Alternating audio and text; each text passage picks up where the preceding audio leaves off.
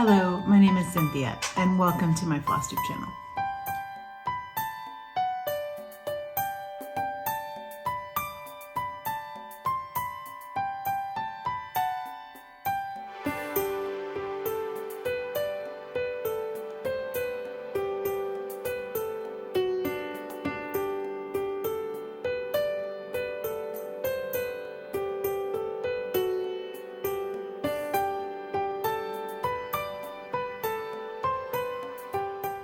I'm happy to be here with you this evening to talk to you about my stitching, things I've crafted, some ornaments to share from past and present, a few Christmas crafts, and some decorations around my home.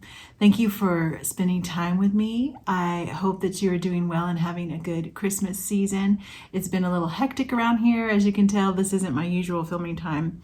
This is me trying to light myself in a very dark room, so forgive any shadows, but I wanted to pop on while I had a chance. The only reason I'm able to is my youngest daughter is not feeling well today. She's a little bit of a fever, so I wasn't able to go to our church Christmas party with the rest of the family, which leaves the house quiet. My daughter's back in my bedroom, so that's a very rare occurrence around here. I'm hardly ever alone, so I wanted to jump on and share some exciting news. I've already posted this on Instagram if you follow me there. It's at Cynthia Brew. I'll try to link it there. I did finish my 12-day ornaments from Plum Street Samplers, and it took me a while, not the stitching, but just the finishing. The whole process I did in maybe a couple weeks time, where I would just lay out in an assembly line, and I'll try to insert some pictures as I explain how I did go ahead and finish them. I used a lot of different options, or I thought about a lot of different ways to finish these, and could not find the charms that I purchased for them. I bought 12-day charms that had like a little partridge and they were really cute. They were probably, you know, just a couple millimeters high for like a jewelry size, and I still think I might come across them. I had finished this project, or I had this project in the works for so long that I must have mislaid them. So I will either order them again from China. It took them a long time to get here, is why they're not an option for me this time. Or I might just leave them as is, because I do like the bells a lot. I thought they turned out really cute, but the 12-day charms would have been neat. I just went ahead and finished them so that I can add them if I want to. I went back and forth on how to do a sandwich on these, because generally I finish the fabric to the front and then I put the stitched piece there, and so I only have 2 layers. This technically has 3 layers, as you can tell, because I wanted to have enough top space here for a charm to show. So I intend to do more ornaments. I'll show you the ones I purchased for my next daughter, and I'll probably follow a similar plan. And so I went ahead and did that, even though the charms were not an option. So it's kind of like a house shape, kind of like a tag, but I don't have an eyelet maker. I know there's a way to do that really cool, but this is just with hot glue and Aleene's. I laced the stitching. I tried to put as little bit of glue or hot glue on the actual stitching as possible. I laced all of these 12 ornaments and I cut out the first pieces, or they're laced onto mat board, which was very time consuming and hurt my hand. And so by the time I was done cutting out the 12 squares with mat board, I thought, I don't want to do that again. I had initially thought I would make a house shape out of mat board, but what I ended up using was much thinner, and that was a cereal box. I like the cardboard. I've said this before, but I like cardboard from cereal boxes because it's super easy to cut, and it's something that I have on hand. Obviously, with all the kiddos, we are always having, you know, boxes that I can use, and it was much easier to work with. So, and I'll insert a picture of that here. I went ahead and cut all of those out, traced them with a template, and then I used some felt, just some natural oatmeal felt that I got from Hobby Lobby. It only ended up taking 3 sheets, so about $1.50 for all of the felt. And then I intended to use this French General fabric on all of them, but with my ribbon, I actually preferred the red polka dot. I didn't have enough to do 12, so I did a few of them in the French General, but I liked the red polka dot the best. And the way I did the bow, that one is a little different because it was my first one. The way I did the bow was to dye some sari silk. And, oh, I have a pile of it over here to show you. If you haven't seen me make use of this product I get from Etsy, it's recycled saris, S-A-R-I, from India, that is torn into strips. Sometimes it has pieces that are, this is all that I have left, and there were like 50 yards before, so you can tell how much I've used. There are some pieces that are joined like this. I don't know if you can see that. They kind of have a seam. So I try to cut those off, but what I ended up doing was just dipping a whole bunch of this into an apple green RIT dye, and then I added some instant coffee into that dye to make it just a little bit more prim. It was kind of bright, and so the silk really takes dye well. If you tried to do this with another kind of ribbon, if it had any kind of polyester or any other non-natural fiber, it probably would not take the dye. But I love the hand dyed look. Let me see if I can find some that have kind of splotches on them. Not everybody's cup of tea, I understand, but I prefer the look of something that is, you know, irregular, something that is obviously a natural product. So the silk to me, and it does have a pretty sheen. You can see that tonight because the light is bright here, but it has a beautiful sheen to it, and it just, I don't know, it kind of poofs up in a way that no other ribbon does. I'm really a big fan. And then I just used I bought a different ribbon that was cotton, but it ended up looking too country somehow, which I like country, but for this I wanted it to be a little more shiny, and so I got that, you know, classic red, I don't know what that's called when it has the loop on the edges, and then black and cream gingham. I don't like white usually, I try to do tan, so black and cream. And this set will go to my oldest daughter. I want to get some tags on the back, kind of like Michelle McGraw does, that say that they were made by me, because this will be kind of an heirloom for my kids. So I have this one, all 12 together, and I'll insert a video of what it looks like on the tree. I have a pencil tree in my kitchen that's going to be my 12-day tree. So I'll insert a video of what that looks like here.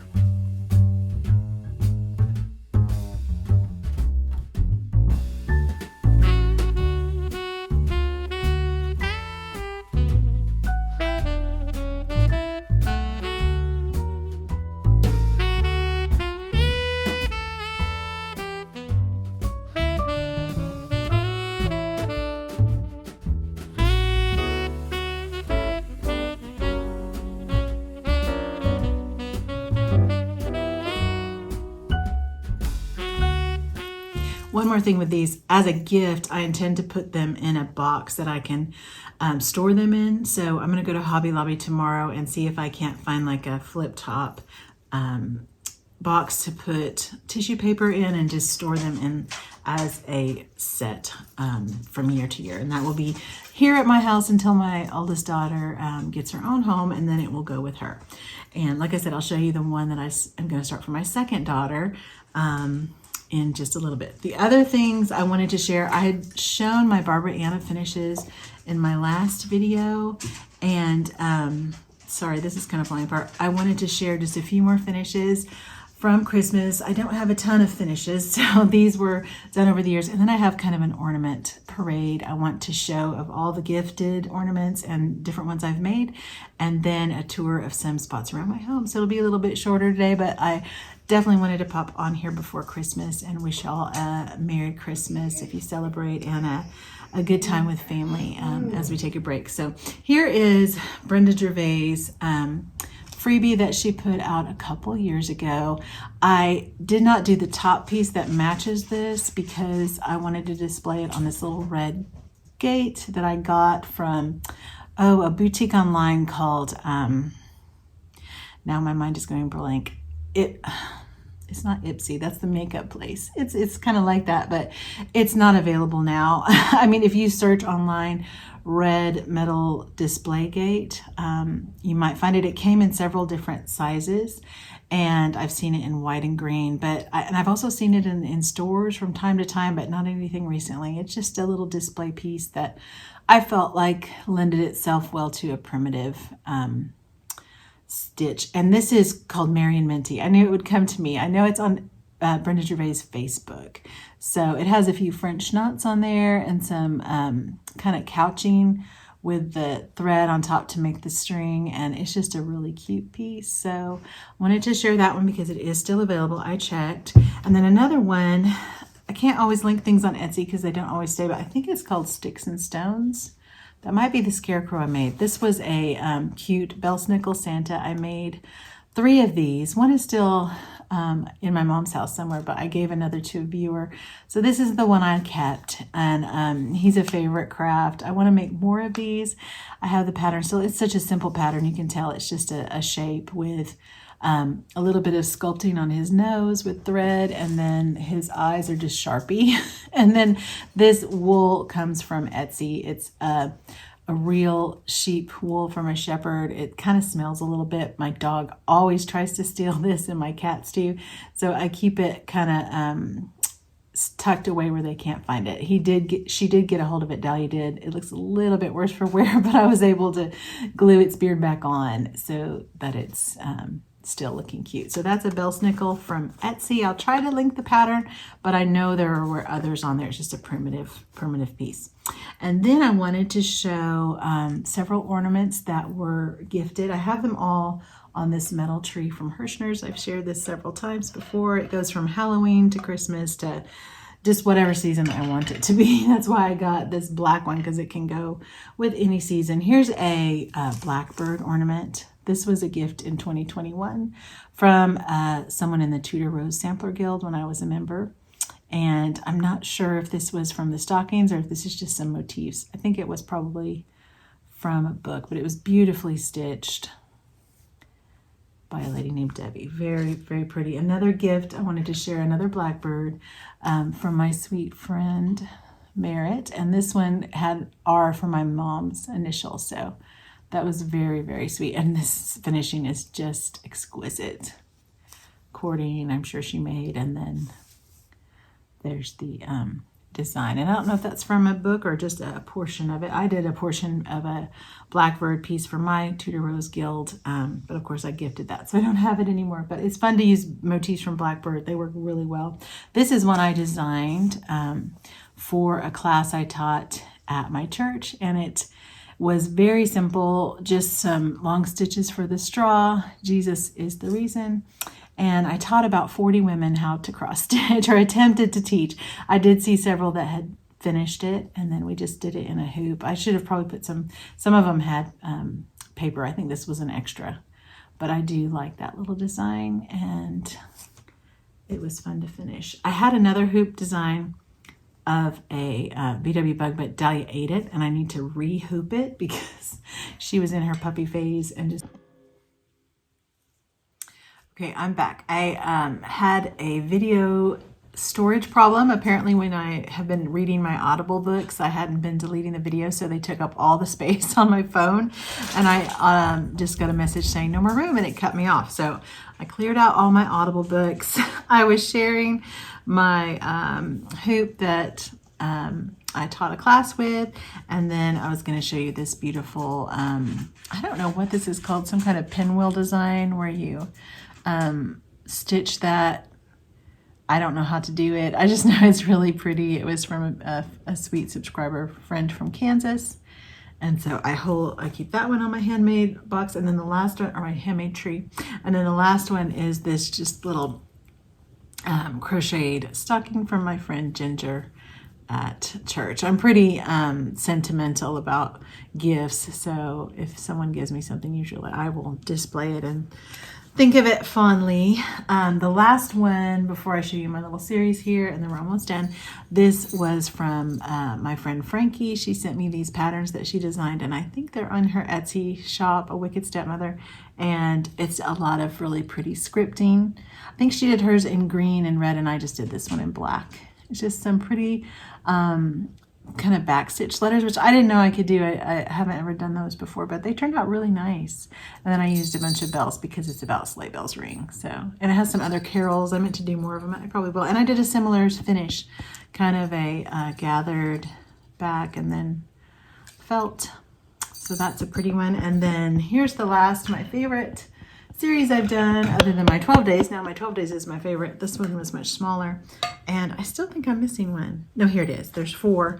I repurposed these ornaments from Hobby Lobby that had some kind of saying on them. I think it said like something about Merry Christmas on them. But I liked the kind of galvanized look of the back. I thought it would go well with like this farmhouse kind of style finish. This is a Prairie Schooler pattern called Christmas Past. I've passed it on to a friend who wanted to stitch a dog for her daughter.